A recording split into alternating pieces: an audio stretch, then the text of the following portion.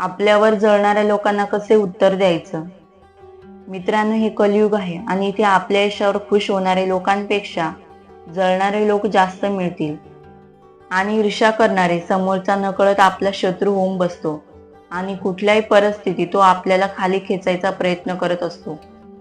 आणि अशा कारण नसताना ईर्ष्या करणाऱ्या लोकांपासून कसे दूर राहायचे, त्यांना कसे टाळायचे, हा आपला सतत प्रयत्न असतो.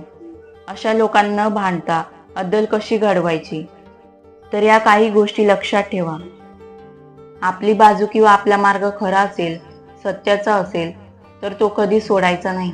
समोरचा आपल्याला खाली खेचण्यासाठी किती खालच्या पातळीवर उतरला तरी आपण त्याच्यासारखे वागायला जायचं नाही.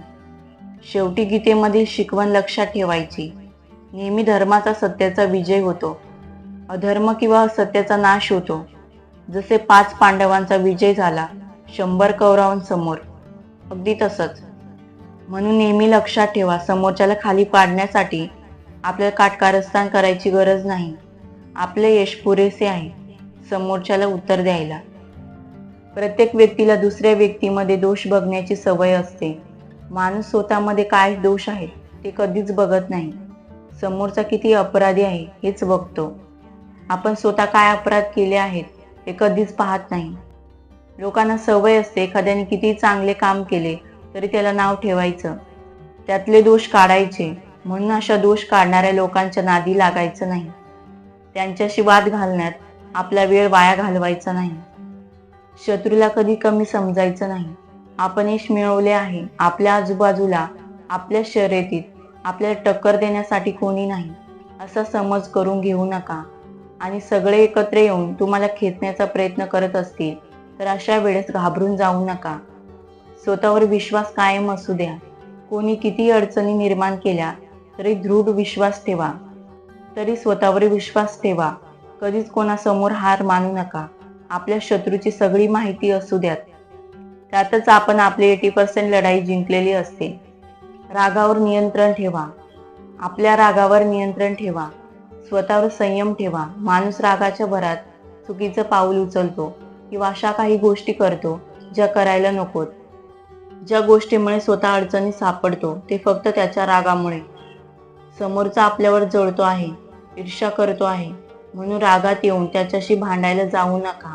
रागात येऊन भांडायला जाल तर स्वतःची कमजोर बाजू दिसणार आणि तुमचे नुकसान होणार. तेव्हा स्वतःच्या रागावर कंट्रोल ठेवा. रागात माणूस आपली विचारशक्ती गमावतो आणि चुकीचं काहीतरी करतो. ज्याने आपल्या रागावर कंट्रोल मिळवला त्याने अर्धी लढाई जिंकली.